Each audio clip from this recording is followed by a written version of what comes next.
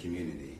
Well, incorporation actually just took place about 2 weeks ago. Nice. So it was just an initiative. Thank you. It was the 501c3 status that's still in the way. I mean, in the progress in the process of being completed. Yeah. So the goal is by September to have that all done by Labor Day, and so the initiative started. I believe it was like 2008, 09. Like my brother died in 07, but the counselors and these different people from Delaware, the Delaware Mental Health Association or the Mental Health Association Delaware. I forget the exact order, but they started inviting me out and writing articles about me and featuring me in some of their literature. So around that time, I just came up with the name My Brother's Keeper. So that was maybe 09. I can't remember the exact date. Obama copied you.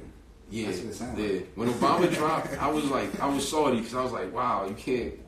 That's like if my name was Jay-Z first, and then Jay-Z comes out, I'm like, you can't compete there, right? Yeah.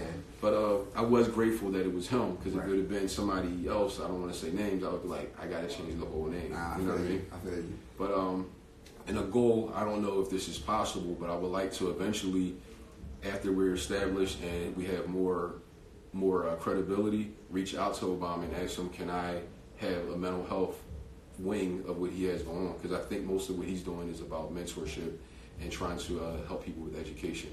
So if mental health can have its own wing, I'll just be My Brother's Keeper's Cares under My Brother's Keeper.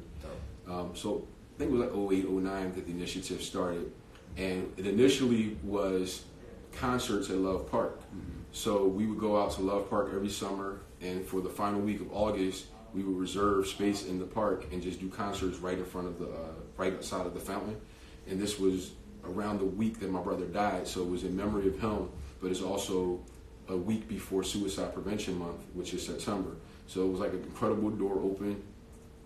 That's a funny story. Like, I thought it was gonna cost me ridiculous amounts of money to have this, and I called and told somebody about my brother, and they worked at the park, and they said, well, we do these concerts every day, and they're only like $25 for you to reserve a slot. So I was able to get a whole slot every day for a week for $125, wow. And the equipment was provided. I just had to bring the talent.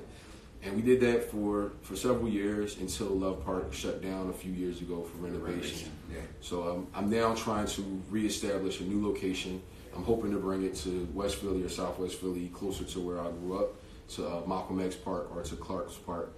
But yeah, we started with that, and then last year, while I was going through my bout with depression, I started, as I was coming out and going into like therapy, in November, I walked into a library, and one of the head librarians was inviting me out to a meeting that was happening the next day with all these people from the community, from like political backgrounds, just nonprofit sectors, a lot of people who were doing things.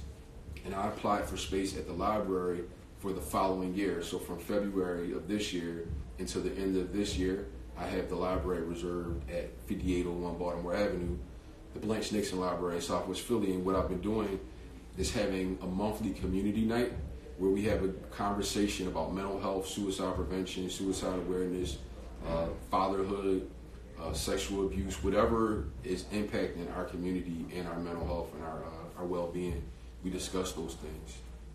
That's pretty amazing, because you talk about a lot of resources that, one, I never even knew was out there. Yeah. And you're giving me ideas that I think could be useful, not just to me, but anyone else who's listening, because some of the people that really tune into this podcast really are other creative individuals, but are other like-minded people who all also have initiatives that they want to start, and ways they want to not just give back to the community, but also find ways to just be impactful in their own lives. So I think sometimes just sitting down and sharing those resources and kind of rehashing and going back and talking about them, you'd be surprised how many people really just like, wow, that's I didn't know that was there. You're giving me so many different ideas, and not alone, just want to be able to come and attend the events at the library.